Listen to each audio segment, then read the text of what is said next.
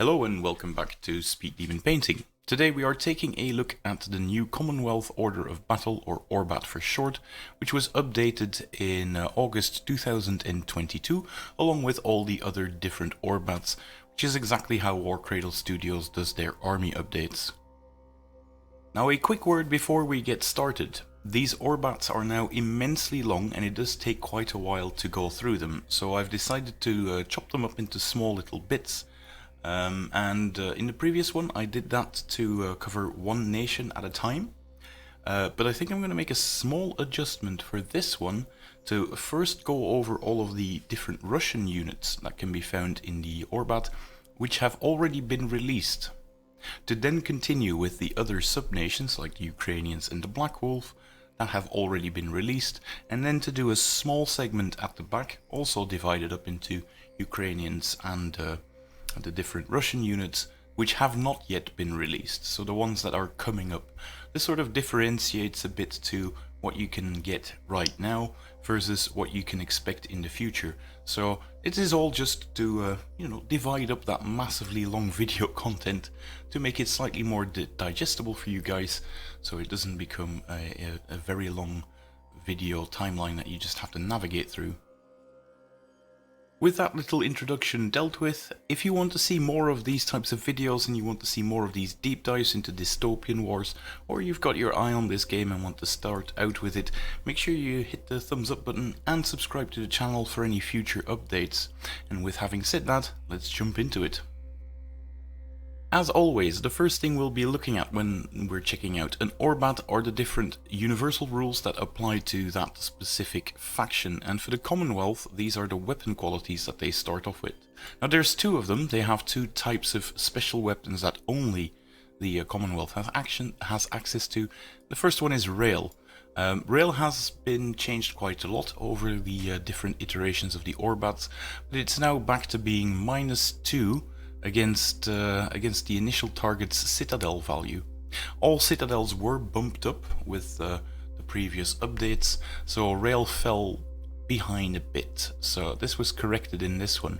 And like it was before, Rail attacks gain +1 action die when you're targeting any skimming units or aerial units, so they are actually hidden anti-air weapons in some way as well, but they lose some efficacy when it comes to targeting submerged units, because then they will have -1 action dice, so keep that in mind when using these weapons.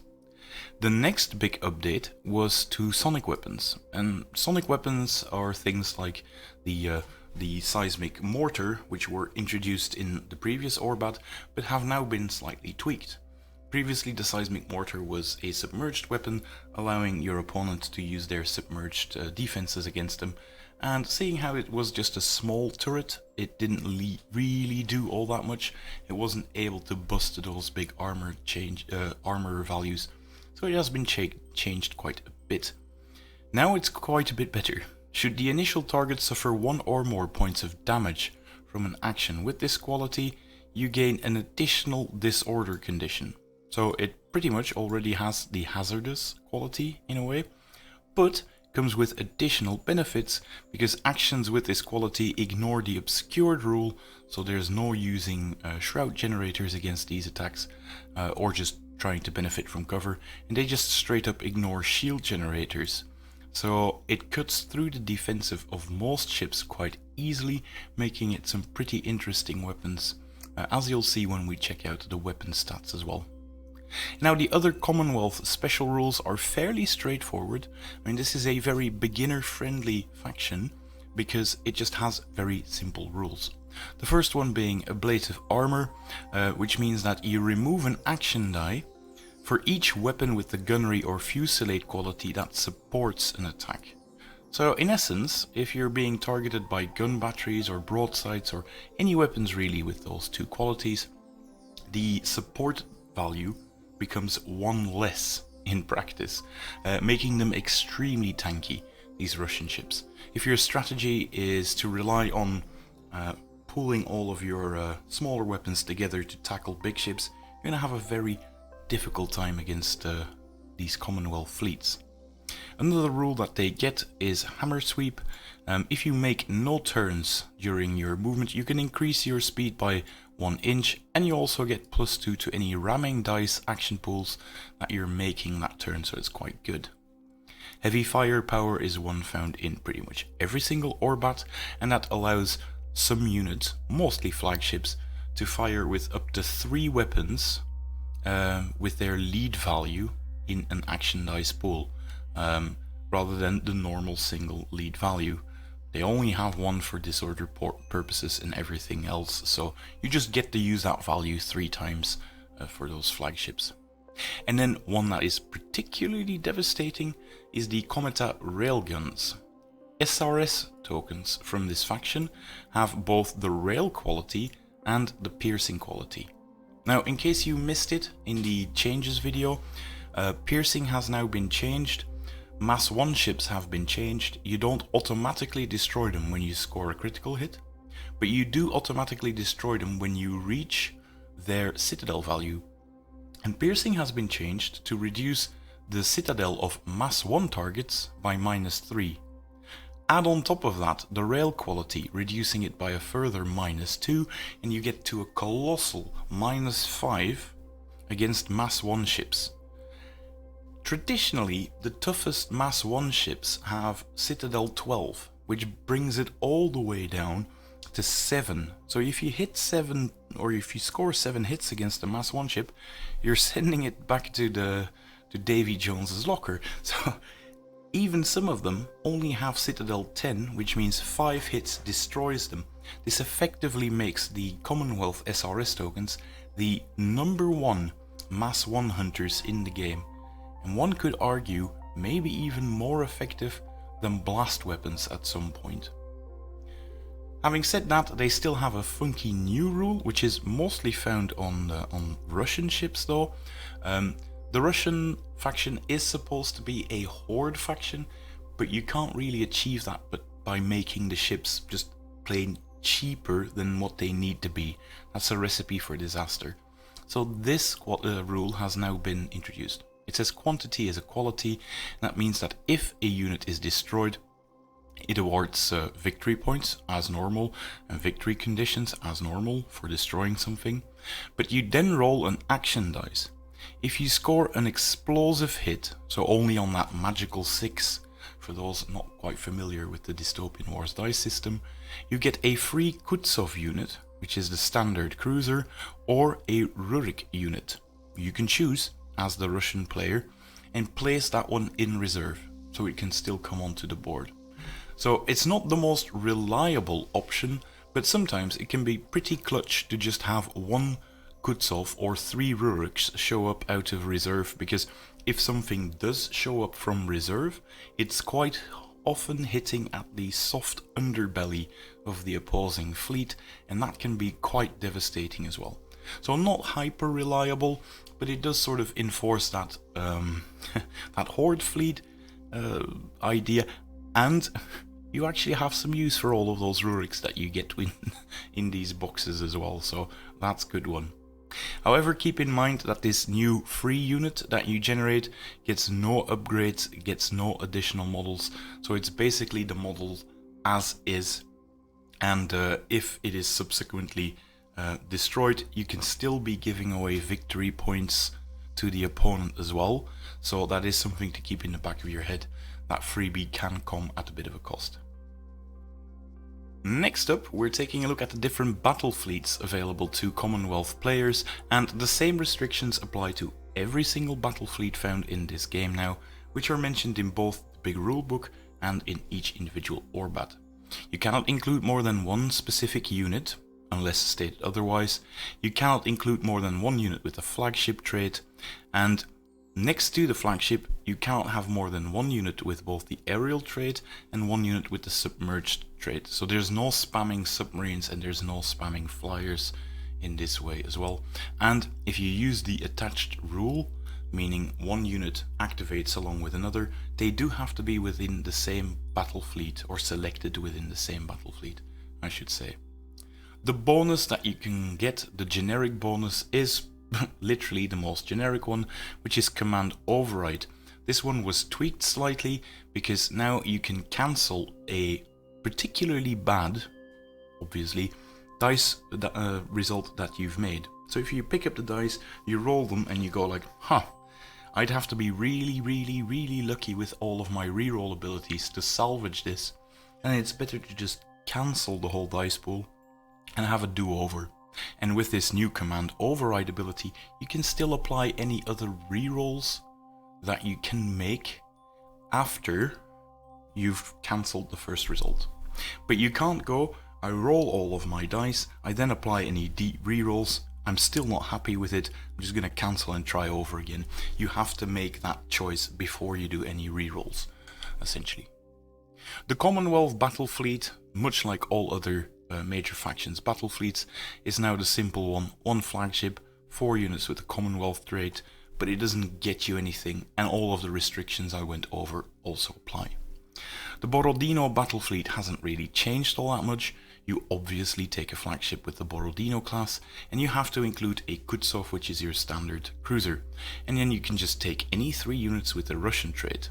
The bonus to it is that you can have multiple Kutsovs or Rurik class units, so if you want to spam those, you can in this battle fleet. And if you're going to be using that hammer sweep that we've mentioned earlier, you're actually getting a bonus of +3 instead of the usual +2. The Mosaiski battle fleet is the one where you're using a carrier as your main ship, and obviously you have to include that Mosaiski class to do so. And you then have to include either a Rurik or a Pravda unit. Now the Pravda, for those unfamiliar, is the carrier size 2, which is the cruiser sized carrier, essentially.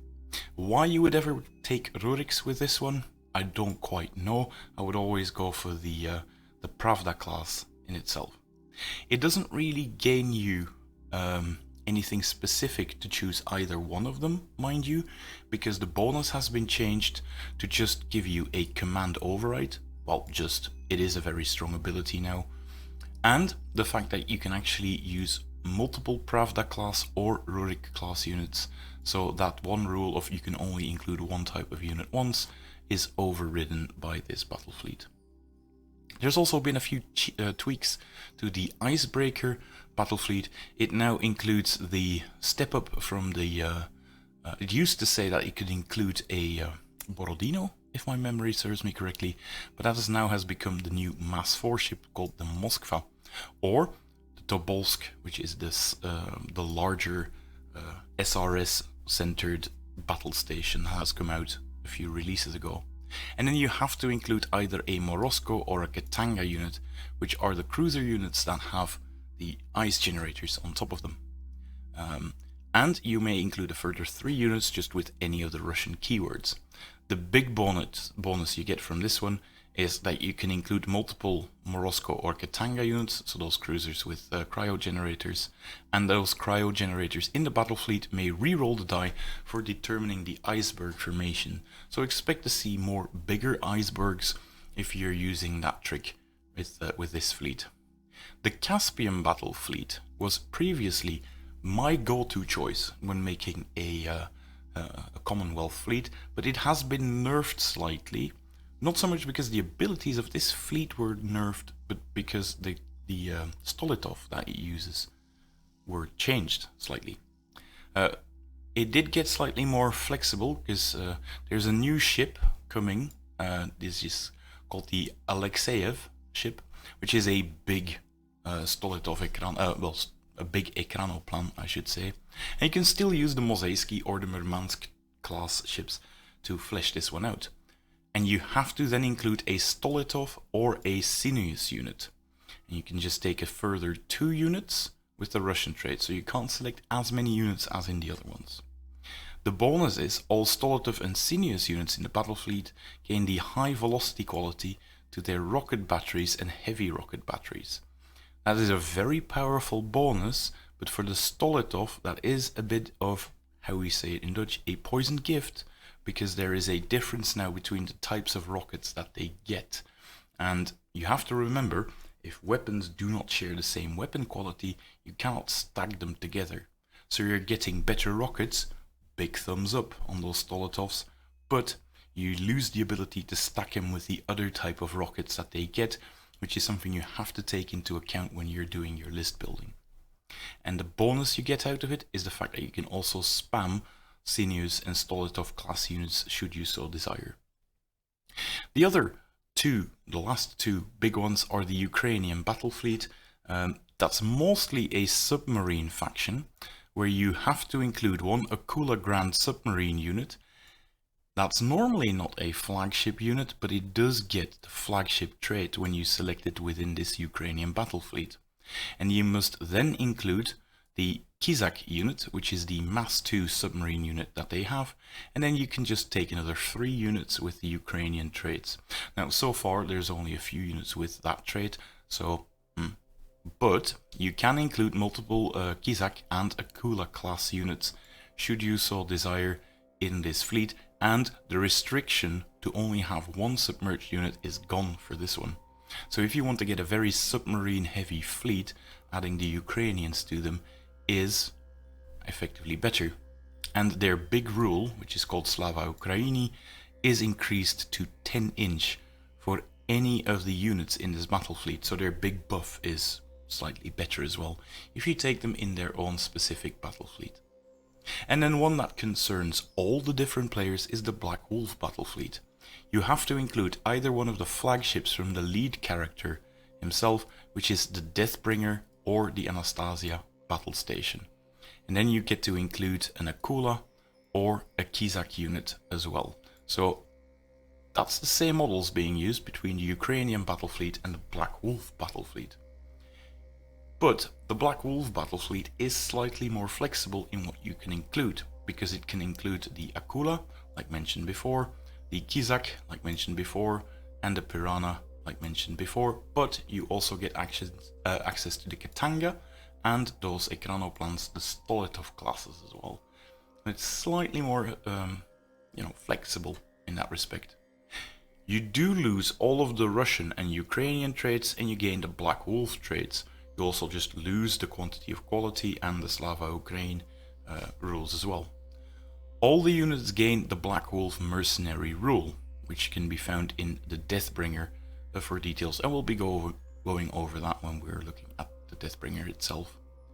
The Piranha loses the attached unit to be attached to Ukrainians, but can instead be attached to any Black Wolf mercenaries should you so desire, and you can still include more than one submerged unit, so this is an option for any commander out there really, to include a very submarine heavy faction, or a submarine heavy fleet I should say, to their faction.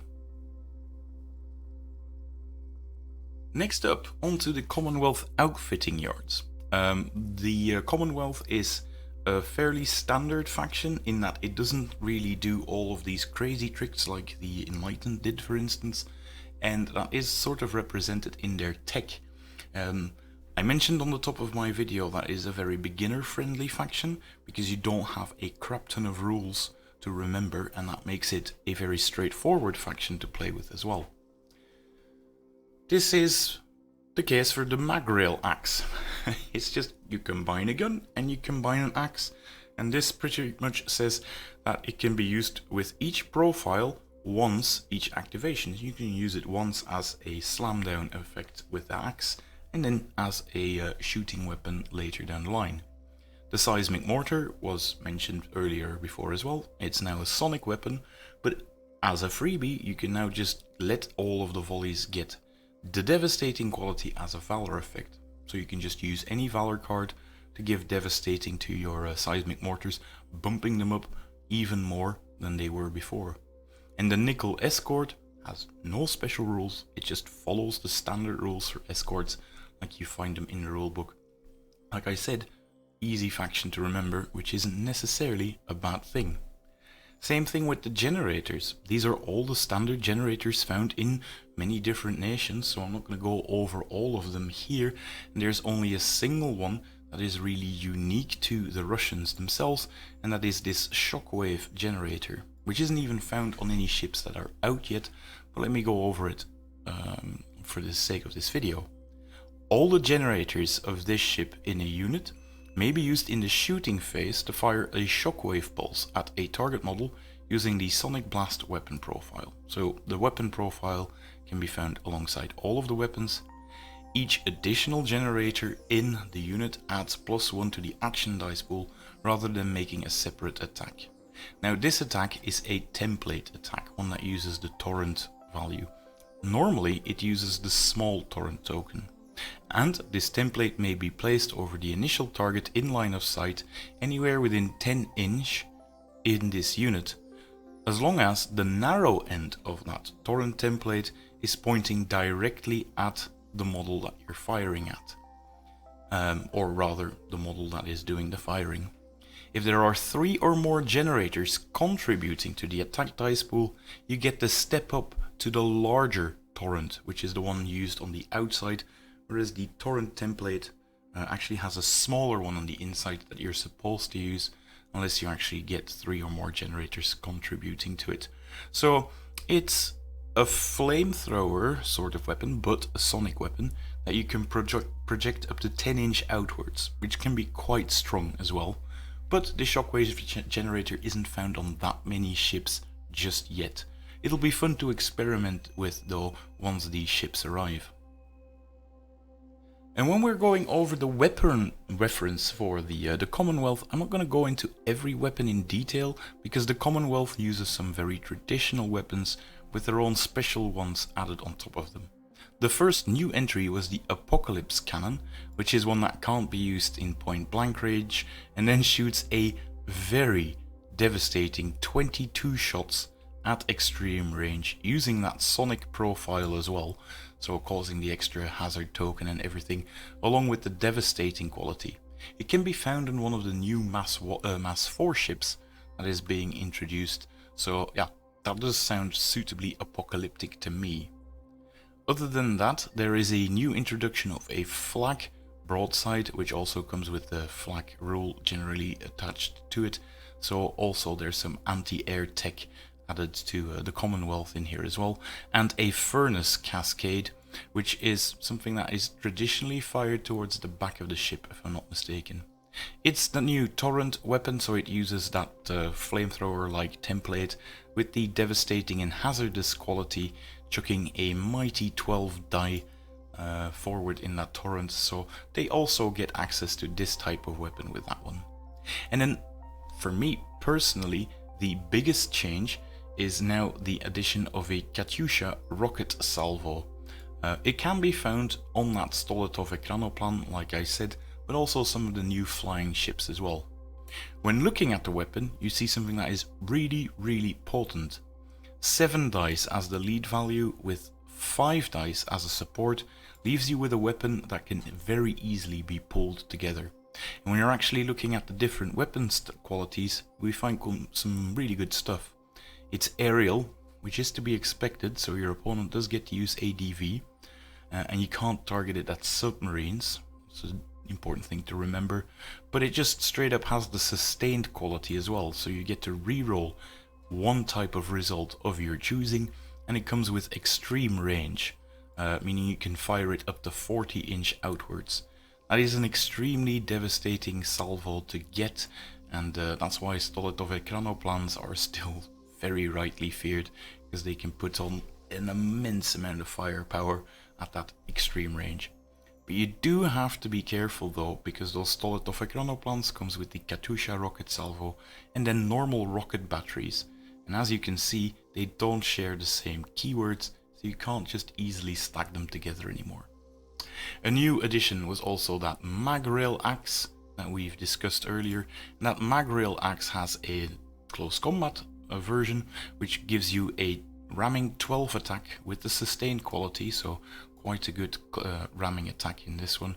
And it gives you a railgun attack, reducing the Citadel by 2 in other words, with a massive 12 dice as the lead value, but a rather poor 4 as the supporting weapon, and it can't be used in a crippled value. That's an important one because it's found on a Colossus that has the unexpected arrival rule, and when you come into the board using unexpected arrival, you have to revert to using the crippled stat of a weapon, and it doesn't have one. So in other words, keep that in mind when we're discussing those big Vitruvian colossi. That's not a great thing to not have a crippled stat. There's now a baby railgun. Yay! It's only a 5.2 weapon. Mind you, the 2 is pretty decent in support in comparison to most other railguns, and it does come with rail, gunnery and extreme range, so it has the same stats as the big brother, the tri-railgun as well, and actually not a bad addition to it, because that's the same type of rail stats that the mag rail axe has as a gun. And if I'm not mistaken, the robot that carries the mag rail axe also has the option to put 2 small rail guns on the shoulder, giving you even more dice with that rail value to really get a high probability of scoring a critical hit. The other one that was tweaked was the seismic mortar, so it's not a new weapon per se, but it does now benefit from that sonic quality, causing the extra disorder token and the fact that shroud generators and shield generators aren't going to do anything against it. It does come with a slight reduction of just being 4 dice at long range, but mind you, 4.2 is still a mighty decent stat for something that is pretty much a light gun socket that you take, and it doesn't suffer from being a gunnery weapon, so it's actually quite good at shooting at opposing Mass 1 ships still. And with Sonic, you can still tag a little devastating on top of it should you so desire, if you want to use that as a Valor card. And it doesn't really use its efficacy all that much should the ships become crippled. Now that's only if you find them on cruisers and battleships, of course, but in my book this is now a pretty good weapon, and I was already happy with how it was when it was a submerged weapon, so it just got better in my opinion. And with all of the special rules out of the way, we can swap on to the different classes, the flagships, and like I said at the top of the video, I'm dividing this one up into ships that are already available to players and ships that have yet to come out and are more sort of previews of what's to come. And the first one that we're looking at is one that has been with us since the very first box made for Dystopian Wars, which is the Borodino battleship. It got its bump up in Citadel to bring it more in line with the rest. It was brought down slightly in hull points, and it was brought up significantly in points cost. I think it went up close to 30 points if I'm not mistaken, but that brings it way more in line with what other nations were paying for their flagships. In my first or the previous ORBAT reviews, I was saying that that ship was horribly undercosted, and yeah, it was a bit too easy to spam. But it's not all bad for the Borodino though. The swap to heavy firepower in this edition makes the Borodino a way more interesting option, because in the previous edition I said don't touch the gun batteries on it, never upgrade them, because then heavy magazines stops working. And that's no longer the case for the Borodino. You can now safely change them all out to tri-railguns, which are now a cheaper option as well. And then you get something that can really put the hurt down on a very long range, especially because it also has a heavy torpedo salvo, so you can create an absolute extreme range beast out of this battleship. It also still has the option to use that cryo generator with sustained. Sustained was brought down significantly, but that still gives it a very good blast template in case the enemy strategy relies on using lots of Mass 1 smaller destroyers to overwhelm you. This one can really put the hurt down. Overall, it's still a brilliant benchmark worthy type of ship that the power of any other battleship can be benchmarked against. So this one, first box ever, but remains as useful as ever in my book. If you don't want to field a battleship, you can always use the Mass 3 carrier, which is the Mosaiski fleet carrier in this case.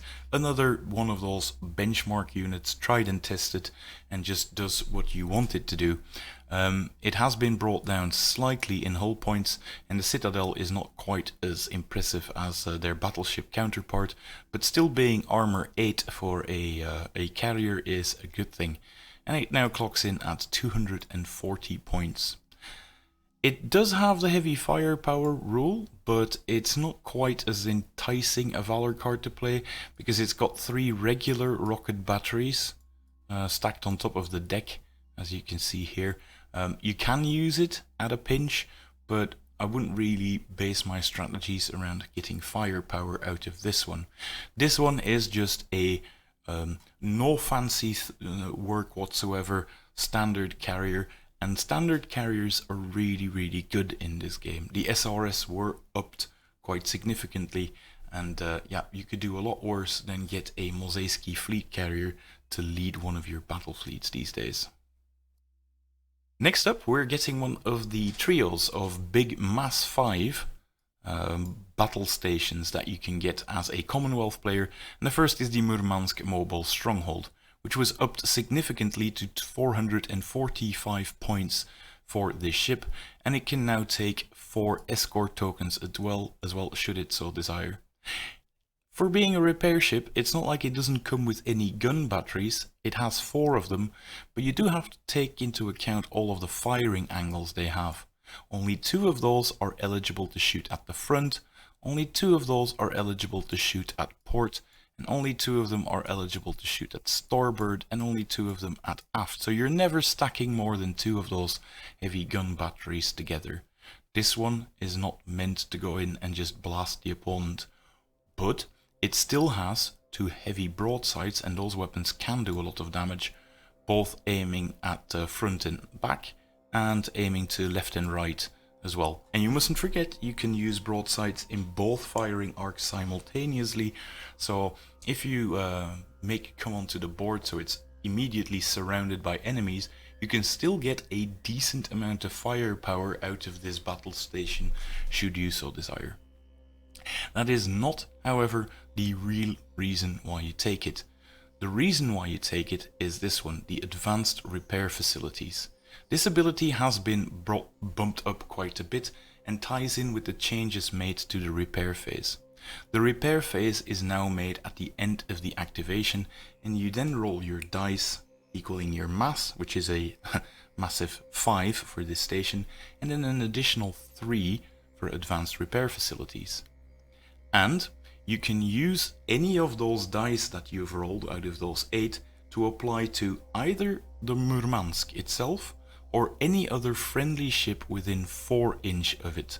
So that's a big deal. You can start repairing other ships near it during the repair phase of this ship.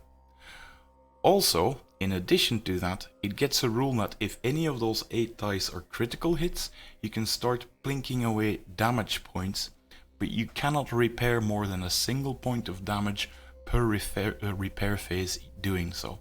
So if those 8 dice, imagine you're incredibly lucky and 3 of those end up being critical hits, it's not like you can just patch up 3 damage points or hull points of damage on any ship around it. It is reserved to being a max 1. And there's a second rule that was now added, which is large target. In the new updated rules, a ship wasn't able to be both in the port side and the front side, as an example, right? So you only count it as being in one firing arc of somebody shooting at you. This one is so massive that it can be declared to be in more than one fire arc, providing the attacking player can draw line of sight from said firing arc. So normally a cruiser is not able to shoot its broadsides and its torpedoes at you, but seeing how massive this thing is, it can. It's the exception to it. Another great benefit from it is that this one adds to your Victory and Valor hand. You get an extra card, which is especially great now that there's more Valor effects into the game. It's a lumbering bit of work, so meaning if your opponent is shooting at you, you can reroll all the blank results on the action dice if it's traditional gunnery weapons. It does come with some benefits as well though. You can make a full reverse special operation, which limits your or reduces your drift to 0 without getting a level of disorder, so without any drawbacks really. And any additional levels of disorder received once at Chaos and Disarray are pretty much ignored for causing damage.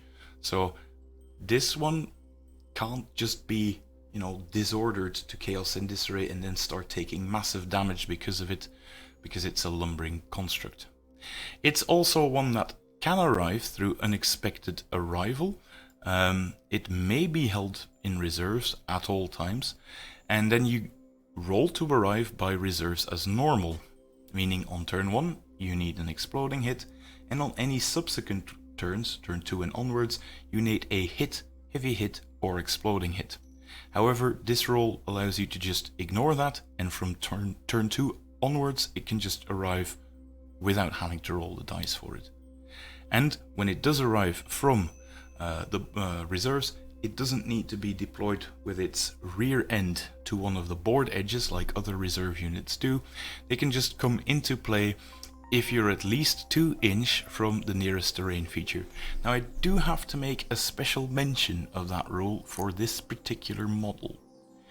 The number of terrain pieces has been upped significantly, and depending on how spread out your tiny little islands are, it can sometimes be pretty difficult to find a spot for your Murmansk to arrive onto if you want it to arrive, especially in turn 2.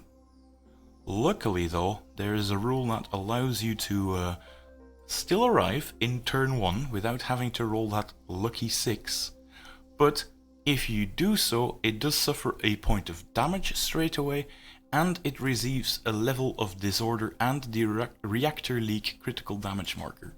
And my response to this is, do not be afraid to use that rule. You're not going to get any damage from it, because you're rolling a colossal 8 dice in the next repair phase, which is immediately after it has entered. The chance of you not being able to repair both that level of disorder, the reactor leak, and in some cases even the point of damage are next to 0. You'd have to be unlucky to not undo all of this damage when it arrives. Mind you, making the most out of advanced repair facilities to repair other ships though does slink down, but you can play around with this one. Don't be afraid to use your void engine overclock. All in all though, I think the Murmansk is a very interesting option because of all of the things that I've mentioned here, and yeah, I haven't played it yet because I always tend to use the Anastasia, which will come up next, but I think this one's a more interesting option now with the tweaks to advanced repair facilities. Now, if you like your Donut of Doom variation to not be in advanced repair facility, you can always use this one, which is the Tobolsk mobile Stronghold. It pretty much trades in that advanced repair facilities for both some extra firepower and quite a bit of extra toughness to go on top of this as well. It comes with 4 heavy gun batteries. That doesn't make it any more special than the Murmansk, but you add on top of this 4 different rocket batteries, which can all be fired towards the front facing side of that big battle station. And with heavy firepower, that does start to add up in addition to all of the other things I can do. And it still has the heavy broadsides as well, so yeah, expect a lot more firepower out of this one. Also, because it comes with a cryo capacitor and cryo generator, allowing you to place that blast template to get rid of small ships on top of that as well. And in addition to that, you get some SRS capacity as well. It's not quite up to other Mastery carriers kind of levels. It's only quote-unquote 5.3, so don't expect it to become something that dukes it out with the larger carriers out there, but it is something quite powerful to use as well. You do have to keep in mind though that technically you have to launch your SRS tokens before you come in from reserves, so that SRS capacity is effectively 0 on the turn that it arrives. It can still arrive through unexpected arrival, like the Murmansk counterpart, and you can still overclock that, but with a caveat that you're not getting the benefit out of that advanced repair facilities, and you're significantly more likely to not be able to undo the damage it does as well.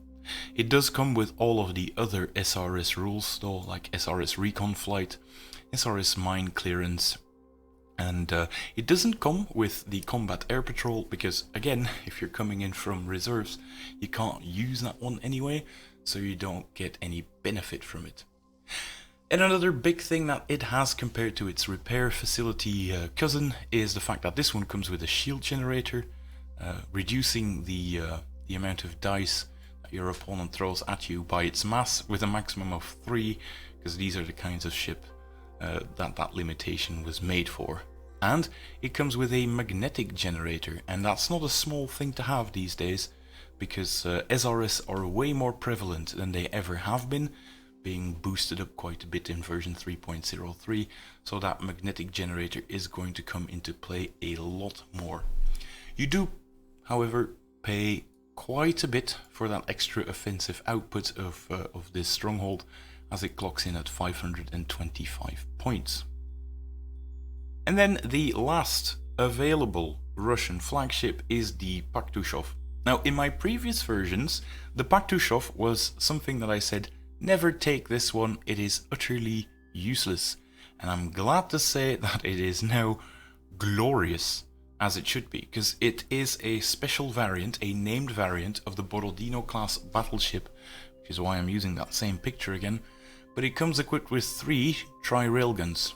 Now, as a stroke of luck, the version painted up by Das actually comes equipped with 3 tri-railguns, so this one actually more closely matches the Paktushov model than the actual Borodino class with its baseline weapons. But what makes this one so much more special? You do pay 315 points, so you're better getting something out of it. Well, the first thing is, of course, the 15 points worth of tri-railgun upgrades that this one gets, and like I said, with the heavy firepower rule, that is something that gets put to way better use than it ever did before.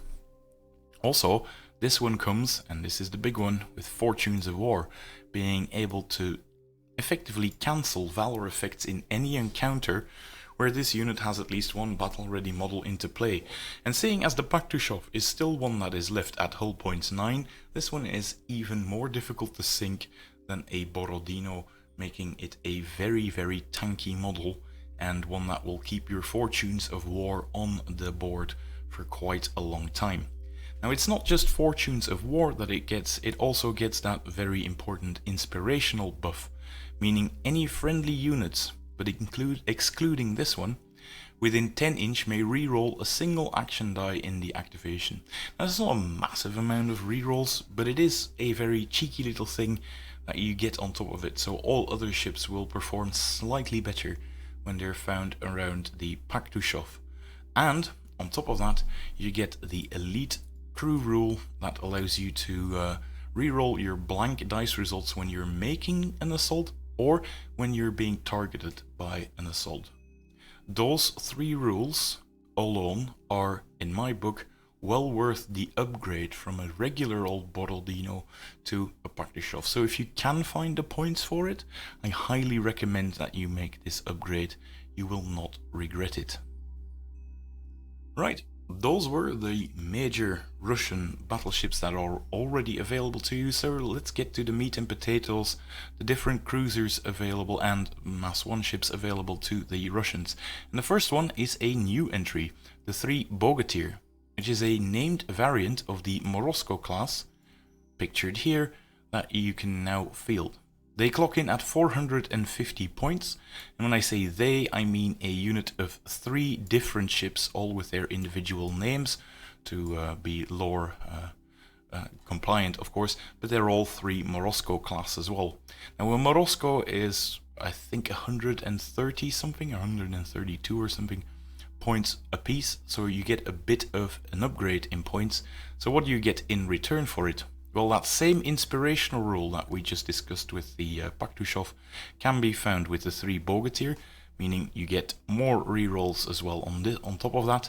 You get logistical support, meaning you add another victory and valor card to your hand, Although keep in mind that this does not stack when you've got multiple ones of it. So you kind of want to avoid this rule on any other ones if you take this named unit of Morozko units. It gets the very juicy little pack hunter deal, so this rule applies while this unit numbers 3 or more models, which it does, and you gain an additional +2 to attack and assault action dice pool if 3 of them contribute to that dice pool, so you can get even more effective shots out of them. That's not the major part. The major part is Devil's Own Luck. This is a once per round ability where you can cancel a Valor effect regardless of the value of the card that you play. So the controlling player of this unit must discard a Victory in Valor card from their hand of any value instead of there needing to be a combined value that exceeds the value of the card being played, of the Valor effect being played.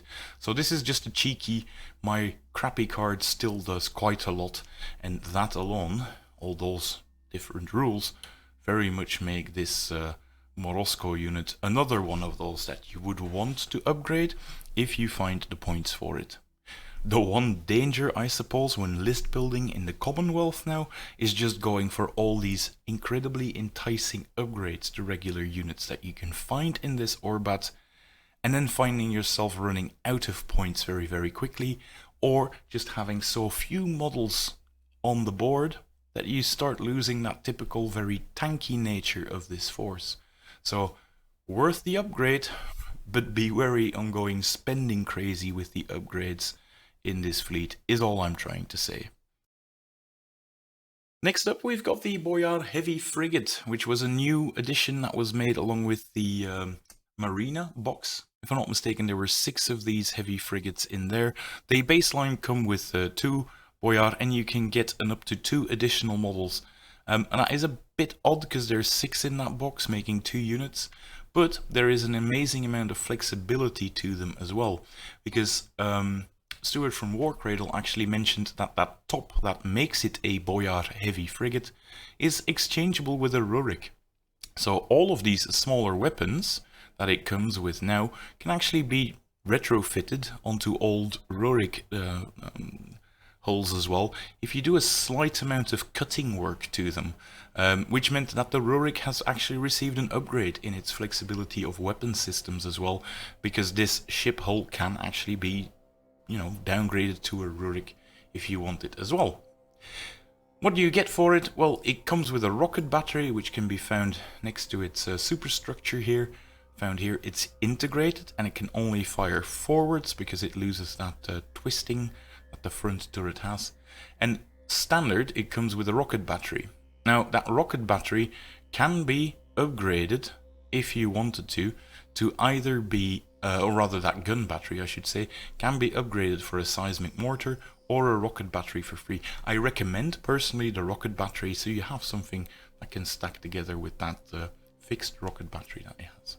You can also now take the small railgun option for 5 extra points. Now I have to say, a tri-railgun option costs 5 points.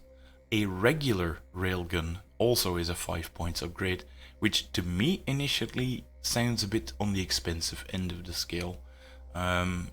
It's a bit crazy that the light version of a weapon costs as much to upgrade to as the heavy version. So I don't think I would ever take that option, to be honest, on the Boyar Heavy Frigate, or just use the rocket options. The next available option to the Russians, but also to Black Wolf, should you so desire, is the Katango Cryo Assault Cruiser. It's still 144 points, making it one of the more expensive cruiser options in this game, but look at those toughness stats. It's Citadel 13, which is already quite a lot. Mind you, it's not armor 7, some of the big and heavy cruisers in the game do get an armor bump as well, but it does come with 6 hull points, which brings it up to a massive 10 for this model. And this thing is just absolutely bristling with guns. Its standard comes with the rocket battery, but which is the one mounted in the front here for newer players, but if I'm honest, I would exchange that one for the smaller gun battery if you have the option. Now the original kit doesn't come with a small gun battery, but they can now be found in that Marina set, and no doubt in any of the future Commonwealth's upgrade sets as well that they come with. And it's not just the gun batteries that you're taking them for, because, you know, then you would just get an Orlisk. They come with a cryo generator as well. They don't have the cryo capacitors, which means that those cryoblasts no longer have, don't have a sustained quality, I should say. But with sustained no longer being as big of a deal as they were, I think the smaller ones, the cryo generators, are actually a better choice for it. So I can see that unit being quite strong. And on top of that, you still get the same enough assault bore, and yeah, it's a reasonably fast ship with the hammer sweep rule, so I can see it being used as a very aggressive cruiser, but it does clock in at a lot of points, and like I said, that does start eating into the tanky nature of your fleet if you overdo it with these very expensive units. Now, onto some of the more juicy stuff for the Commonwealth, the different colossi that they got. The first one is the Kostroma Vitruvian Colossus, and despite being armed with a big axe, this is actually the shooting variant of the two. They're not as tough as their Hochmeister's Imperium equivalent. They only clock in at armor 7 with 5 hull points to boot. So they're not quite as durable, but they do come with nearly all of the punching power, and they are more than 25 points cheaper per model, so that is not a bad deal. Now, there's a lot of rules when you're using these different Colossi units, but don't be too overwhelmed by them. Two of them are rules that we've generally seen before. Unexpected arrival, meaning that they can be held back in reserve and then automatically come onto the board and pop up anywhere outside of 2 inches of a piece of terrain. You can even slam them right next to a unit should you want to, but I suggest that you try to keep as long a distance as you can between them and the terrain piece that you're having to pop out next to them, and by them I mean the target that you want to ram. You can pop up at any time out of reserves, but you can also retreat into reserves through strategic withdrawal if you want to. It's something that you can do while battle ready, and any crippled models in the unit are immediately destroyed, so you lose them essentially when they're crippled and you're using this rule. Now, why do I say that you want to keep some distance to it? That mag rail axe and the claw arc projector are both two ramming weapons, and the unexpected arrival rule does not nerf your ramming profile when you come on. So you want to get at least 5 inches of movement to get the most out of your ramming action when you're popping out of the sea with these to really slam into the enemy. And slamming into the enemy is something that they really do effectively, because, well, you get some additional dice for this one, a nice 5 hull points. If you add another 5 for your movement speed to it, you can get some pretty heavy ramming results, which is the brunt of the damage when they come on, I should say. They also have a cryo generator, but again, the crippled profile when arriving means that that is not always as good as you'd want it to be. And this is also kind of handy, these things standard come with a magnetic generator, so you don't want to attack them with a SRS swarm. Having said that, you never want to send SRS towards one of these strategic withdrawal units to begin with. You can't target them when they pop out of the sea, or rather, they arrive so late that the chance that you're hanging onto your SRS tokens so long is already very, very small. And when you send them out to one of these Colossi, and that Colossi unit just uses strategic withdrawal, then all of your SRS are just hanging out in the middle of the sea, having to revert back to finding a new target, and you'll have just lost all of that firepower. So the magnetic generator sounds useful on paper, but you'd be playing against a pretty smooth-brained opponent if he's sending SRS to something with strategic withdrawal anyway, so I don't rate it that highly, to be honest. Other than that, once it has arrived and has done all of its ramming tricks, it still has got quite a significant amount of firepower to it, because that mag rail axe allows you to shoot in the subsequent turns with 12 dice. The 2 railguns add another 4 to it. It's a 16 dice railgun attack that is going to at least cause a critical hit on most battleships out there, so that can be quite strong, especially if you've selected multiple units as well. And then the big thing that they get is a Valor effect called the Razrez in this case. Once per activation, this unit may make the following action as a Valor effect. Any claw arc projectors can be used in the shooting phase in the fore arc to make an attack against an initial target within 10 inch using the Furnace Cascade weapon profile. Now, for those of you who don't remember it, that was that fire template torrent thing that they can shoot out as well. So you can use them to put that one down as well. Like I said, this is the shooty variant. These guys can really follow up on their initial ram with some shooting in the next turn. Interesting unit, and I love seeing them on the table because I just love those Colossi models.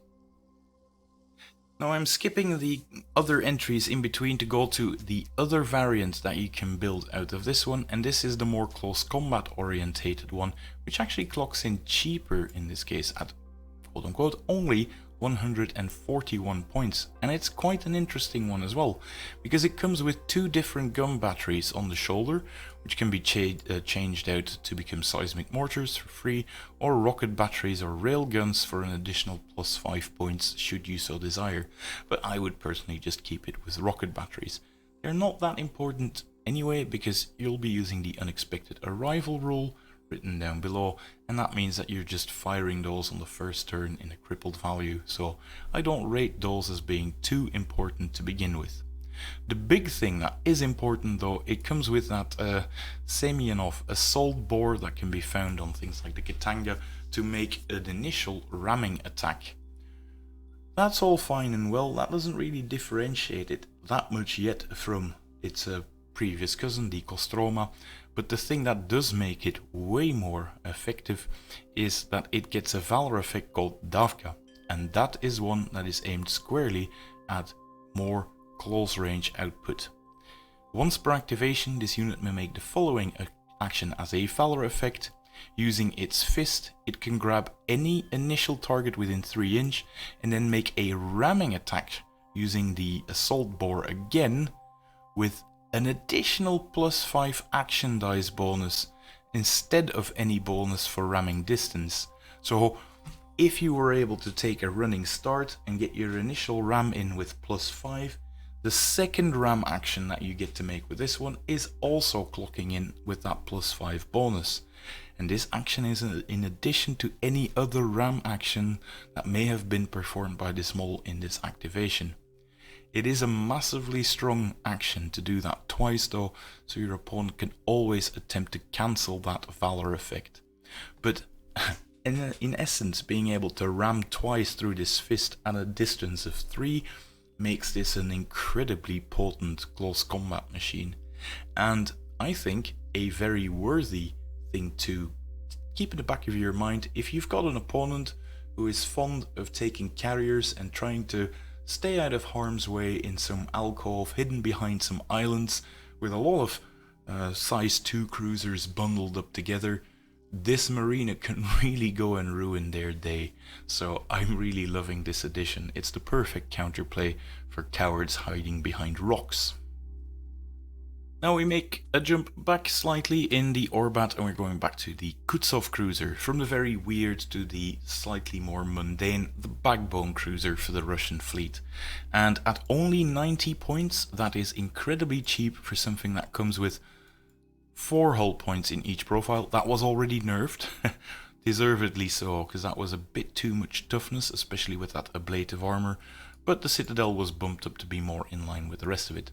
It comes with 2 heavy turrets, standard or the gun turrets, one pointed 270 degrees to the front and the other one 270 degrees to the back, and it can exchange those heavy gun batteries with heavy rocket batteries for +3 points should it so desire. It's not the most enticing option. To me, the more enticing option is that tri-railgun setup for +5 points, because then it gets that extreme range railgun battery, and you've got the ideal flanking unit to just roll up to a flank and almost be able to shoot from one board edge to the next, and the firepower is as effective as ever before, and that can create some very interesting fire arcs, again, especially for those things trying to hide behind rocks and trying to stay out of line of sight.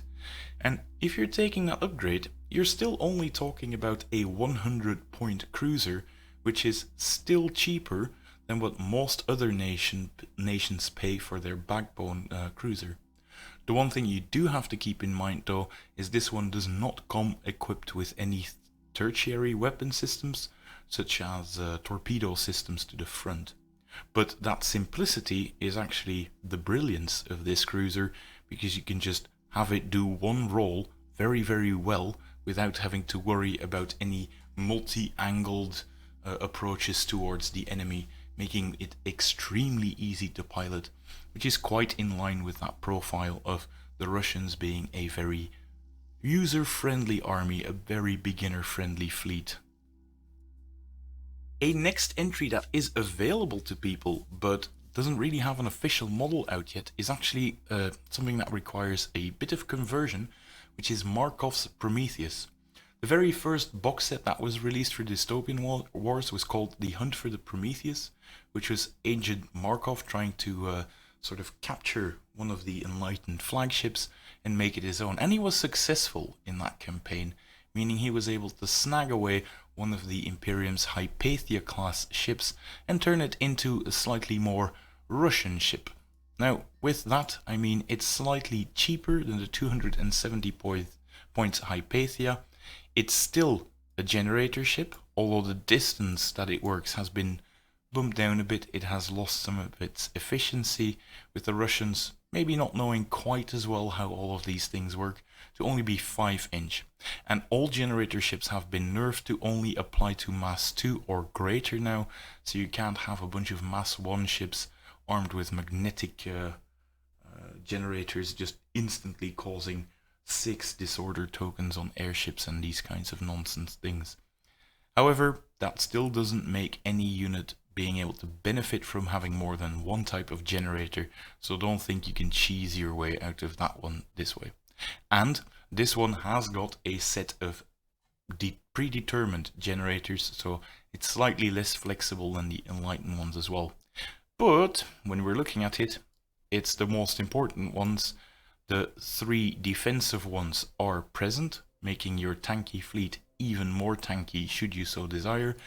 And it comes with the atomic generator, meaning that your not that speedy Russian fleet does become slightly faster as well. The one downside though is they don't quite know how it works, so it's a temperamental design for them, and you can't make any jury-rigged repairs, so don't expect to repair it very quickly. One funky little addition though compared to the other Prometheus, and this is why it's a slight conversion, is you have to mount tri-railguns on it instead of the particle beamers.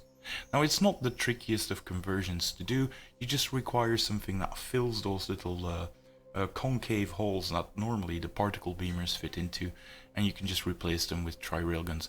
My personal recommendation is to look into something like poster tack, because it sort of fills both functions at the same time. It fills that gap, it sticks, and it's removable.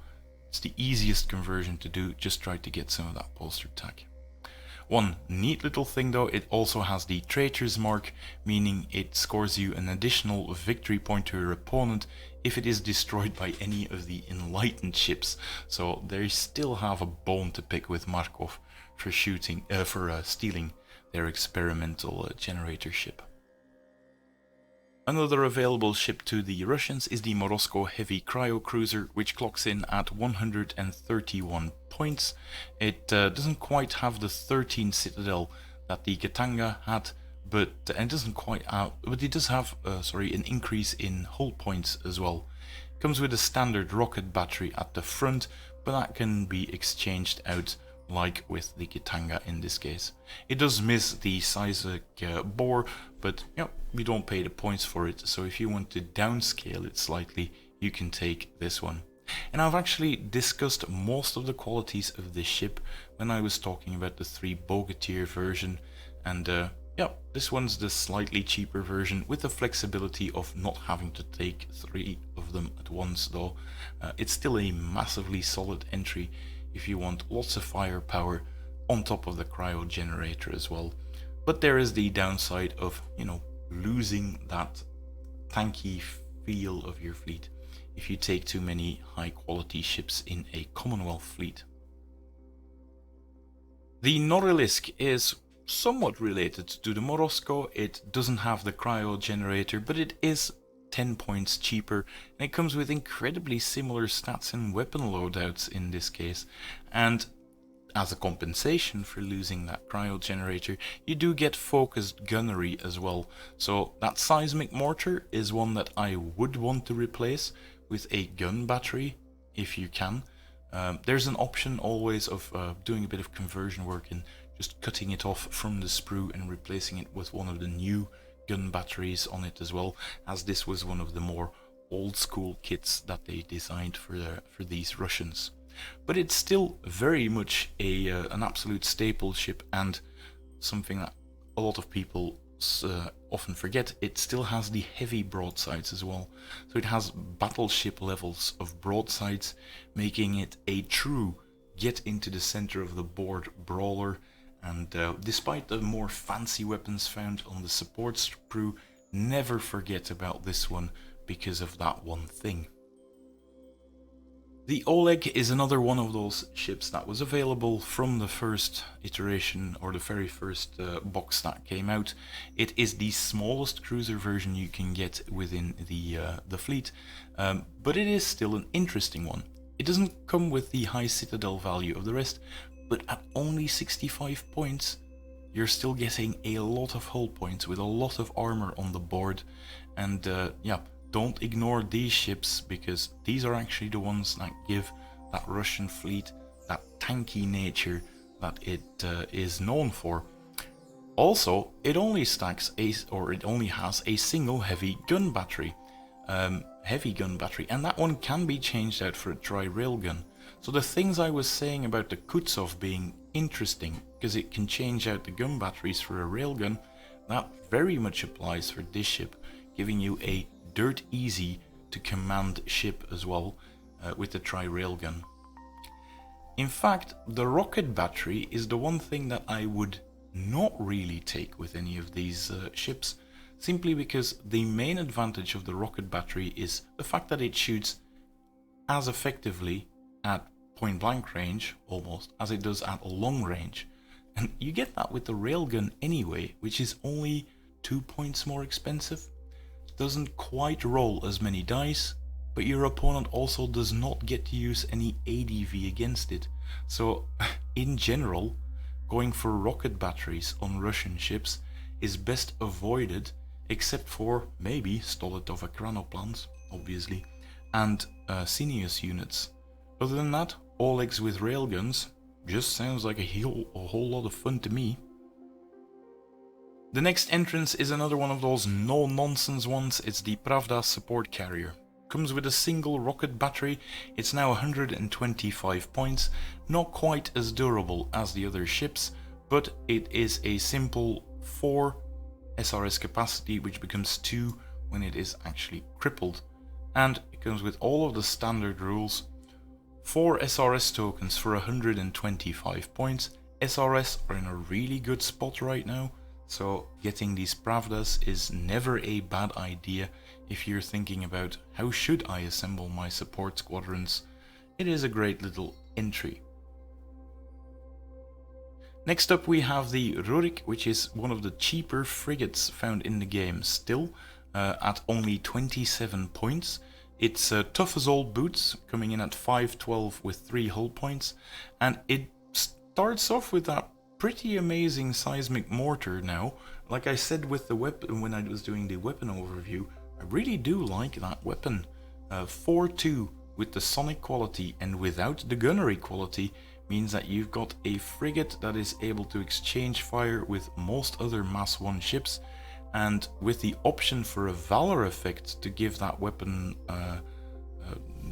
that whole firepower that you're pulling together the devastating quality, it can even put a dent in some cruiser squadrons as well. So yeah, pretty good entry. And it's also a very cheap entry to attach to a Russian flagship should you want to give it that little +1 extra bump in SDV and ADV as well. So it remains one of the don't ignore this one, it's still pretty good entries in this Orbat. Next up we have the Cineus Fast Cruiser. It's still clocking in at 75 points and it didn't quite get that Citadel 12 treatment that some of the other cruisers got. But it's still your incredibly fast and quick entry using both the Vanguard rule and a quite speedy 9-inch for a cruiser. There was a bit of mumbling that it was a bit of sad thing that they were unable to change out their seismic mortar. They're still not able to do so. However, they did get a rule to bump the efficacy of that weapon up slightly, because the seismic pounding rule. A single attack with the sonic quality by this unit, each activation receives +2 action dice. Meaning if you take a unit of 3 of them, you get an action dice that is actually 10 dice with the sonic quality as well. And should you want to, you can still give that one devastating to make that attack more meaningful than it was before. So its major downside has been tweaked so that it is more useful in general. You also generally want to give this one heavy rocket batteries, especially if you're using this one in the Caspian fleet, which is, I think, where its place truly lies, because then you get the heavy rocket batteries with that high velocity rule, making it extra difficult to defend against. Now, high velocity isn't a very commonly known rule. It means that any double counters are counted as single counters when making an ADV roll against those rockets, so expect it to pierce the ADV value slightly more readily in that configuration. And as tradition dictates, the Stolotov Ekranoplan was changed yet again in this Orbat. It's still good, it's still a grotesque amount of firepower, but it's also slightly more, the points changed, hasn't really changed. It is now classed as a Mass 1 ship, meaning if you reach the Citadel value with an attack, you can blow it up in one go. But as a compensation, it did receive Citadel 12, so that's not an easy thing to do. And if you don't hit that Citadel and you just rely on smaller hits to take it down, you've got your work cut out for you, because they do have 4 hull points each as a compensation. They still have a grotesque amount of firepower, one of those being the Katyusha salvo rocket, you know, the 7.5 rocket. That is so easy to stack together, combined with the traditional rocket battery. Like I said in the introduction though, you do have to be careful with this one, especially if you take it in a Caspian battle fleet, because you can still find yourself not being able to stack the rocket battery in the Katyusha salvo because of that high velocity rule that is tagged onto it. It still plays the same as before though. It's got the Caspian overthrusters, meaning you can increase the model speed by 6 inch if you do not make any turns. That does give it an eye-watering 16 inch of movement potentially as well though. If that one moved at least 10 inch, the model counts as being obscured, so you don't get to roll your additional critical hits against it, and all weapons with the aerial quality, which is pretty much all of them except for the torpedo salvo, gain that extreme range quality, meaning you can start getting closer to stacking them. Your rocket batteries, however, still need sustained, which they can get with the spotter rule. Then you can get sustained quality if there are any SRS tokens on the weapon that you're shooting at. And there you have it, both of them stacking together. But again, careful in Caspian fleets. In addition, you get a rocket barrage to that. So a single attack with the aerial quality by this unit each activation may reroll blanks and receive +2 action die. So if you're able to just stack all of those rockets together through your sneaky little movement, you can actually get some very frightening firepower, and that is even without taking the torpedo salvos that they have innately into account. So yeah, like I said, grotesque amount of firepower in a small package, along with a very long movement range, meaning you have a unit that can really hunt something down that is trying to hide, because, well, if you're able to move 16-inch, there's a good chance that you can create an angle to such an extent that you can just go around any islands where the opponent is trying to hide behind. Still a very powerful unit, and if you're playing against Commonwealth, shoot to kill on turn 1 or you're gonna regret it. Now that we've got all of the Russian units that are available to players out of the way, let's go to a much smaller segment, which is the Black Wolf / Ukrainian entry. And we start off with a purely Black Wolf entry, which is called the Anastasia. We've reviewed the Murmansk and the Tobolsk, saying the Murmansk was sort of the repair platform, the Tobolsk was the SRS capacity with more firepower, and if you can't really make your mind up, you can always take the Anastasia, which combines both of them. The advanced repair facility rule that we discussed with the Murmansk is slightly reduced to just be +2, but that still means that you're throwing 7 dice, which is nothing to scoff at. It also has the Black Wolf Mercenaries rule, which means that moles in this unit can ignore the effects of an emergency. That's the second stage of disorder. Those still count as having the disorder for that level. Doesn't really help with the Anastasia, because at the second level you ignore the ability, or you no longer have the ability to pull your weapon dice together with other ships. The Anastasia is always going to be on its own, so that doesn't really hurt it anyway. But furthermore, while making or defending from an assault, this unit may reroll blank results as well. That is a scary one, because assaulting is something that this thing definitely can do, especially with unexpected arrival and the use of that void clock that we've discussed in the Murmansk entry. There's a catch though.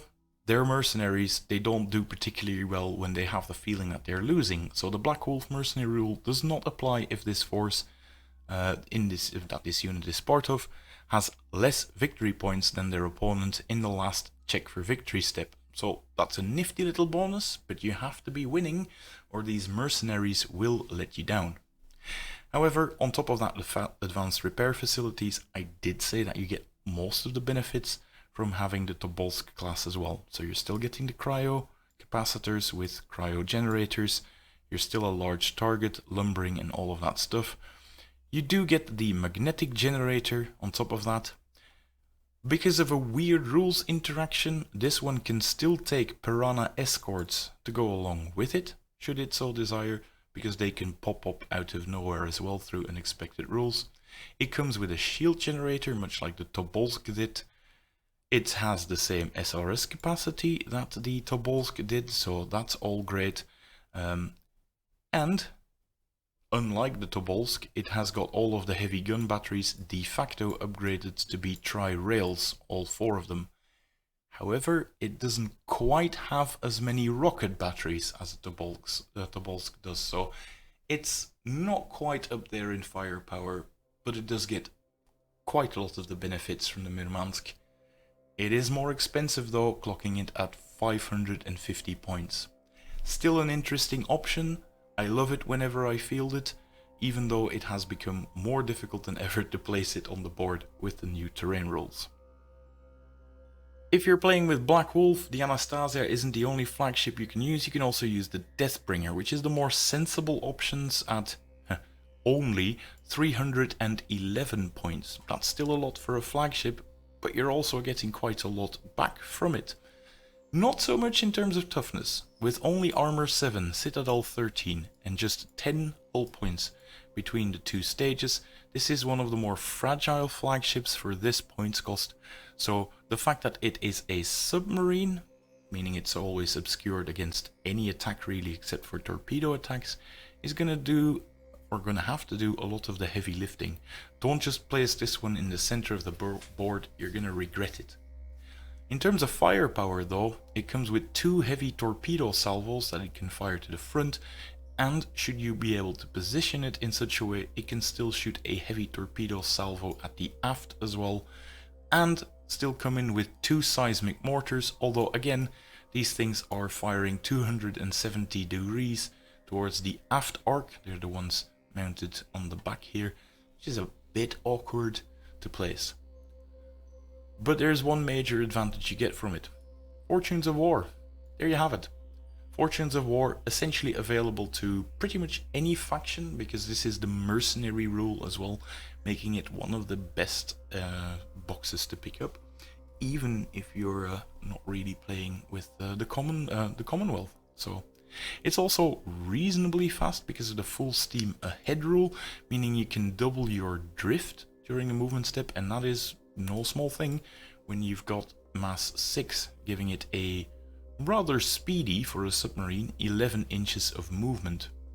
It can drop a mine for extra utility, and again, because of weird rules interaction, this one actually can take piranha escorts should it so desire, and it can come up with the unexpected arrival.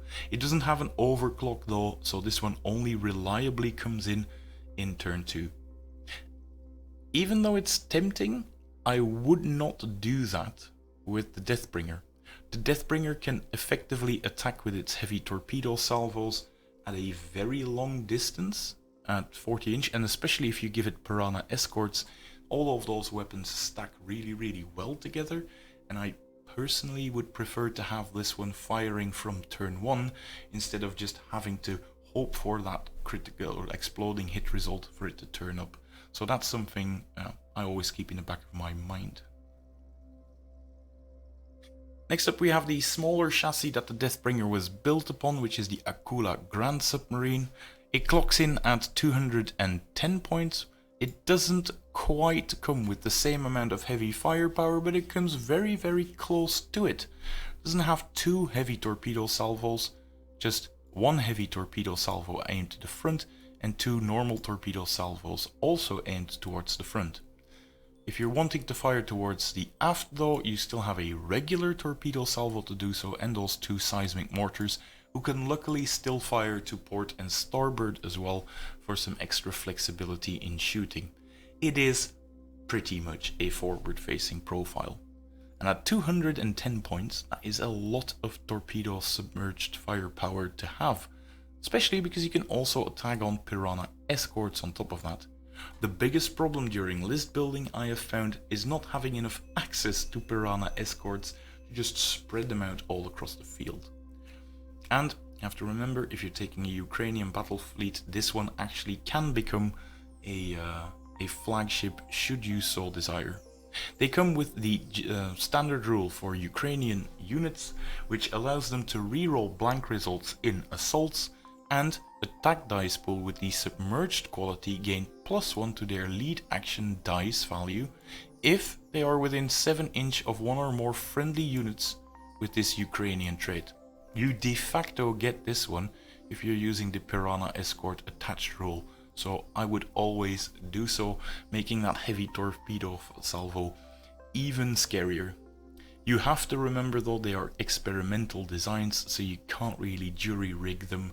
But given how few hull points these ships tend to have, and them only being cruiser-sized types of toughness for 210 points, I wouldn't be jury rigging them anyway if I can avoid it. So I don't think that experimental or temperamental design is too much to worry about. All in all though, incredibly solid option, especially because you get some very long range firepower through this unit. Submarines really are the strong suit of both Ukrainian and Black Wolf ships though, and they have a medium-sized version for 60 points, and that is not a lot of points when you're considering that they get a heavy torpedo salvo out of that one to aim towards the front arc. It also comes with a aft aimed torpedo salvo, again a bit more circumstantial, you're not going to be able to fire that one all that much, and then a very flexible 360-degree rocket battery. Now, one rocket battery is just bound to scatter onto the enemy defenses, so I wouldn't rely too much on it, but it does start becoming handy when you can actually include 2 additional models, which are actually cheaper, only plus 55 points. And they serve some utility as well, having Minesweeper and Maritime Patrol, so they can actually use those rocket batteries to fire at submarines should they so desire. They're also reasonably fast due to the full steam ahead rule, and reasonably agile. Well, I should say they have a very decent amount of turns to make because of that rule, and having a turn limit of 6 means that for submarines, you know, they know how to navigate their way around the board, I should say. An odd thing though, this Orbat doesn't say that you can change out the rocket battery, and somehow the ship that Daz painted up accidentally has one of those seismic mortars on top of them. So I'm not sure if that was a small mistake in the Orbat entry or a small mistake from the very talented house painter they have at Warcradle Studios. But there you have it. Super solid entry. Definitely use them. They're not wasted space at all on the sprue. And next up, a cheeky little entry, but one that we have always found to be super effective. These small hunter submarines called the Piranhas. They're 35 points per model.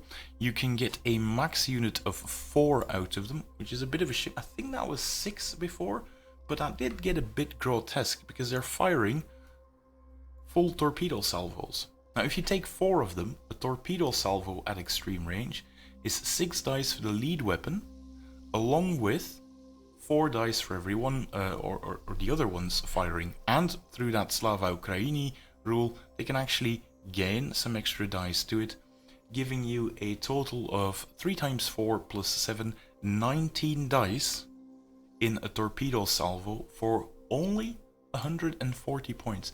That is incredibly decent. And they also have the Giant Slayer rule, so those 19 dice can actually reroll the blank results against an initial target with mass 3 or more, making them quite effective for these small little guys zipping around the board. And they're reasonably fast with speed 8 and turn 7, meaning, again, an extremely good unit for those cheeky little carriers trying to hide behind rocks. You mustn't forget, against torpedoes you can never count as being obscured, so if you're able to maneuver them in such a way that you can just spot the tail end of the carrier being or trying to hide itself, you might as well have it out in the open if you can draw line of sight to even the smallest part of its hull. Something to always keep in the back of your head when you're saying like, oh, that seems a bit effective, that thing. And then also, big thing to remember, that goes for all of these Ukrainian units really that I've discussed so far. Submarines are deployed after the other ships, after surface units and skimming units. Meaning, if you've got your opponent who's trying to be cheeky and trying to hide their carriers as much as they can, these things get to see where you drop them and pick their angle of attack in such a way that the board really has to be set up in a very oddly specific way to allow for a unit to stay out of harm's way, for this type of unit not to be able to target them. And when you notice that there's like an alcove where something hiding in it is untouchable, just say that before the battle starts and go like, no, this isn't a mutually agreeable manner to set up your terrain as well, to just avoid it, because this is a unit that is particularly good at punishing players trying to do that. Right, that's pretty much all of the ships that are available covered, and so I'm jumping into a new segment called Looking into the Future, where I'm just giving my initial thoughts on these entries. I'm not massively going to go into detail on them because the rules are pretty much subject to change. It's just my initial gut feeling about this, and you know, a bit of wild speculation, which can be fun to see, how this can be released as well. If you've liked the video so far, that's pretty much the end of it if you're a new player looking for info. If you liked it, again, thumbs up and a subscribe really does help the channel grow. But if you don't and you just want to hear me rambling on about some of these things, stick around. Why not listen to it as you paint a couple of models, which is exactly what these videos are sort of meant for to do anyway. The first future entry is the Alexeyev Heavy Transport Ekranoplan. It's the small Ekranoplan sized up to be a Mass 3 variant. It still looks brittle as all hell, but it still looks like it's got firepower up the wazooks in terms of different rocket batteries and Katyusha salvos mounted onto it. So I'm pretty much liking it already. I liked the Stolitov, so I'm gonna love the little, or rather the big brother compared to the little ones. And one rule has got me especially excited, which is the skimmer transport rule. There's a bunch of skimmers later down in this Orbat that are Mass 1 that can be transported by this ship. And they use the reserve mechanics for it. So they just keep something in reserves, which can immediately be deployed within 2 inch of this model, rather than using any of the other deployment options as well. So once a skimming unit has been deployed using that rule though, you lose it. So you can pick up either 2 Ekranoplans or 2 smaller skimmers and just drag them along, which sounds like it could open up quite a lot of fun gameplay. So yep, loving it. The next one for the looking into the future part is actually a trio of now Mass 4 ships. They were classed as Mass 3 in the previous Orbat, so that means that the final models really have been quite beefier than initially expected. And the first one is the Moskva Heavy Battleship. It's got even better stats than a Borodino, really, clocking in at Mass 4 and having slightly more hull points to go along with that. And it pretty much comes with the addition of 2 seismic mortars for some extra firepower to go along with that, and you can change them out pretty much like you could for all of the rest of them. Now that makes me immediately think that there is a new box coming up with a Moskva Heavy Battleship, probably with a bunch of other ships to provide you with the small plastic sprues, because those small guns that are mentioned here are now only available on the Marina plastic sprue, and they're not going to include that one with this box, I think. So that's probably going to be those other skimmer units that I mentioned when talking about Big Ekranoplan Daddy. That was going to come out alongside with those. But as it's a Mass 4 ship, it wouldn't surprise me if it came out as a big box with 6 plastic sprues altogether. The one thing I will say about this ship when I'm looking at the rules is this one is slightly more expensive than the Borodino by about 40 points-ish. To get 2 extra seismic mortars on there and a bit of extra toughness, along with some other things like the sonic amplifier, the shockwave generator and everything. But that means that you've got quite a lot of options around that 300 points mark to include in your army. You've got this one and that very tasty Paktushov entry coming in as well, along with the different variants of this Moskva Heavy Battleship, because as we start scrolling down, we can see that there will be a variant called the Presidium Command Ship, which is also similarly costed around that 300 points mark, slightly cheaper, trades in some of the heavy gun batteries for a very cool option of having the command nodes, which is a rule to immediately cancel all of the dice results from an action pool, and then you can just do over them, which is pretty much a command reroll built into this ship for a once per round ability. Something that also sounds incredibly strong, to me at least, making me go like, huh, that's also an interesting option. Along with logistical support and supply depot rules, so it gets some extra utility out of it as well. Again, that immediately looks like an interesting option. And then you've got the third variant called the Richter Artillery Dreadnought, again clocking in at around that 300 points mark, but that comes with that very juicy Apocalypse cannon, the heaviest of those sonic weapons that were mentioned earlier as well. And pretty much you can just with the kinetic dampeners keep it into one spot and just fire at that long range, etc. It looks like a fun entry to me as well, and I have to be honest, the future for the Commonwealth looks kind of good. You're spoiled for choice. I'm seeing 3 very interesting options for flagships that you can take out of presumably a single box, similar to the Archimedes Vault system. And that just, means that it's going to be a good time. Choices, if you have to make them in a war game, are meaningless if the choice is obvious to make. And choices are only interesting if you're sort of torn between all of them. And looking at these Orbat entries, that's pretty much the vibe I'm getting, at least. It's not my main faction, so you might feel differently. If you do, definitely sound off in the comments below. But I'm really liking this for the new Mass 4 box ship. Now, having covered the new flagships that are coming out, let's talk about some of the smaller stuff coming out. Like I said, there were quite a few Mass 1 ships that are in here.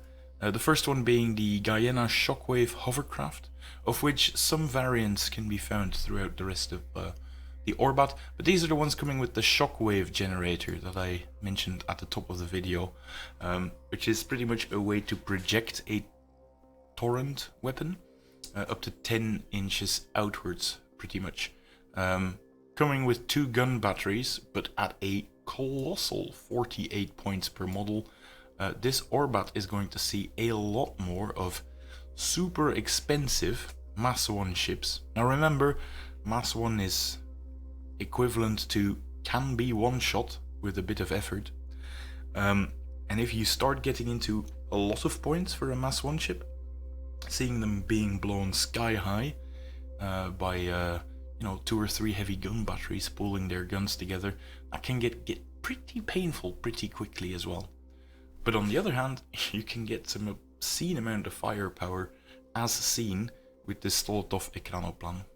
The problem I have a bit with it, and the Stolotov in general, is if I'm looking at the amount of firepower this thing brings compared to the Stolotov, I'm picking the Stolotov straight away, because toughness wise they're near identical.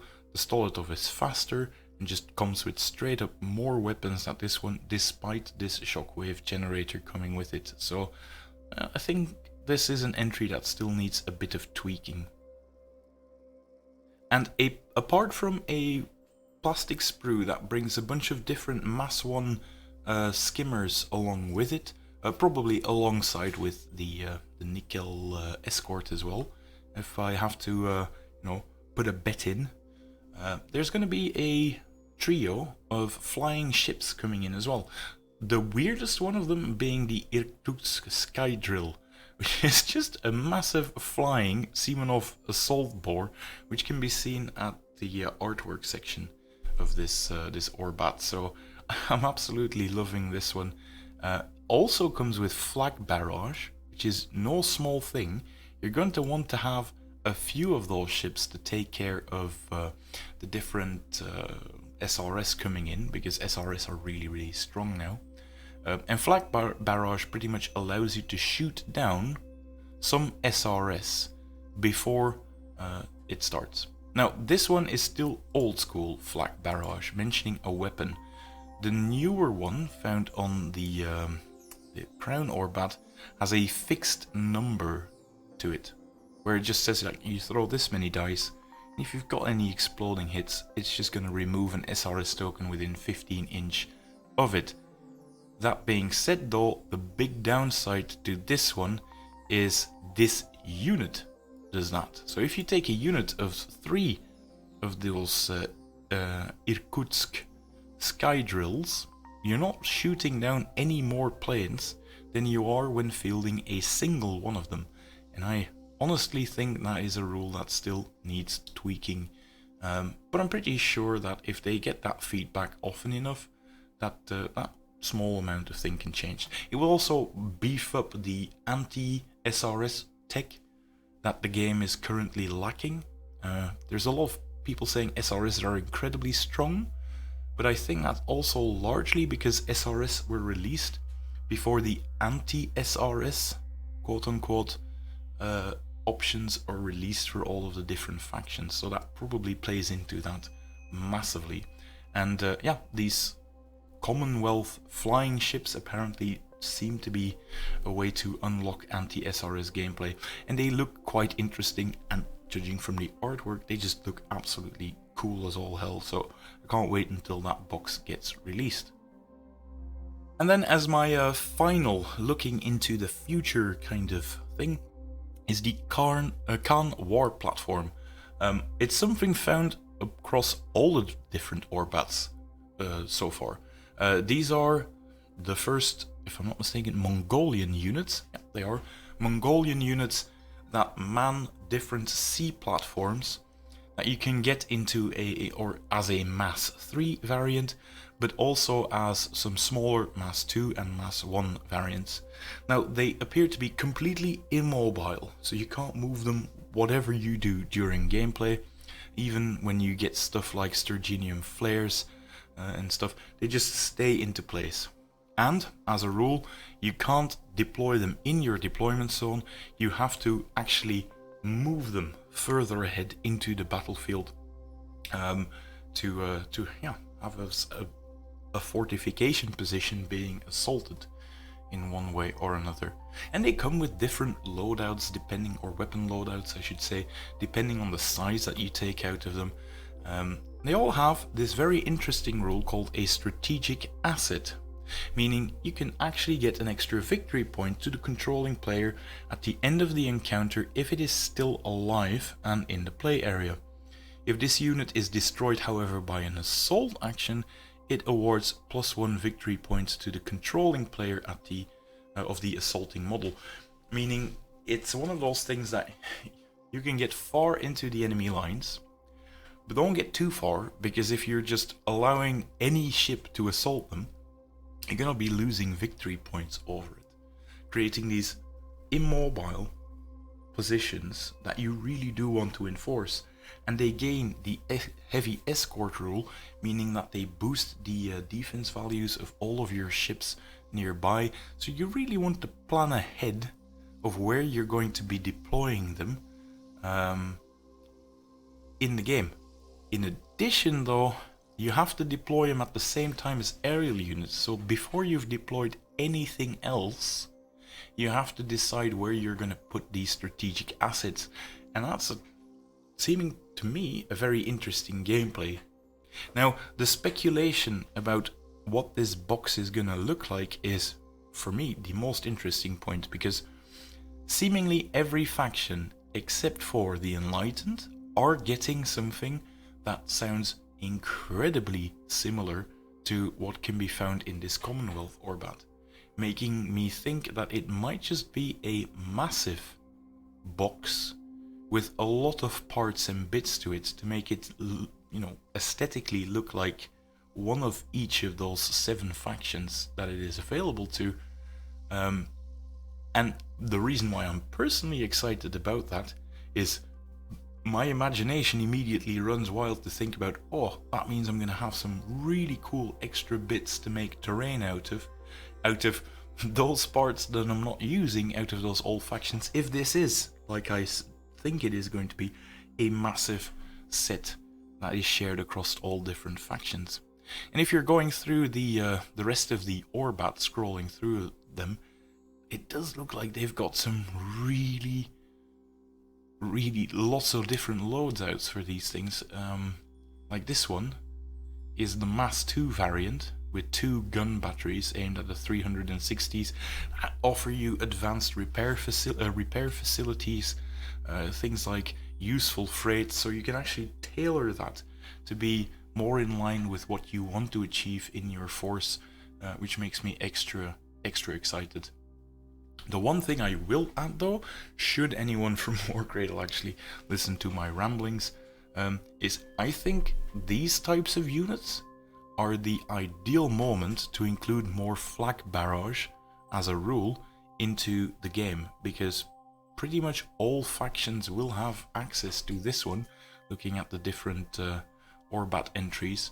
So that seems like a very quick win-win to introduce some of that. And with all of that, pretty much gone through all the different things in the Commonwealth ORBAT. It's been another very long one. Thanks a lot for sticking around to the end of the video if you have, and I do hope to see you in the next video. Until then, bye!